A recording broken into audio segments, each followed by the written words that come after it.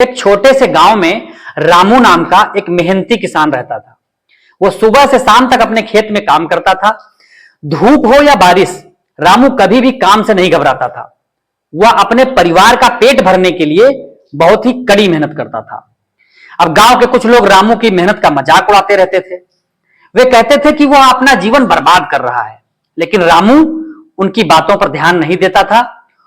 उसे अपने काम पर विश्वास था। एक साल गांव में सूखा पड़ गया। सभी किसानों की जो फसलें थी वो सूख गईं। रामू भी बहुत चिंतित था, लेकिन उसने हार नहीं मानी। वो हर दिन अपने खेत में जाता और थोड़ी सी भी नमी मिलने पर बीज बो देता था। उसने भगवान पर भरोसा रखा और अपनी मेहनत जो है उसने जारी रखी। फिर क्या हुआ, कुछ समय के बाद में धीरे धीरे बारिश शुरू हो गई। रामू के खेत में हरी भरी फसलें लहराने लगी, जबकि गांव के बाकी किसान अपनी सूखी जमीन देख रहे थे। रामू की फसल बहुत ही अच्छी हुई। जब फसल कटने का समय आया तो रामू ने खूब अनाज काटा। उसने उस अनाज को बाजार में बेचा और ढेर सारे पैसे भी कमाए। गांव के वही लोग जो कभी उसका मजाक उड़ाते थे, अब उसकी मेहनत और लगन की प्रशंसा कर रहे थे।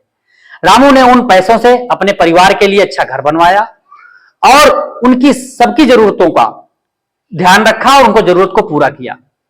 उसने कभी भी अपनी सफलता का घमंड नहीं किया और हमेशा दूसरों की मदद के लिए भी तैयार रहता था। तो इस कहानी से हमें यह सीख मिलती है कि मेहनत कभी भी बेकार नहीं जाती। अगर हम लगन और विश्वास के साथ काम करते हैं तो हमें सफलता जरूर मिलती है। कहानी आपको कैसी लगी कमेंट में जरूर बताइए। Thanks for watching.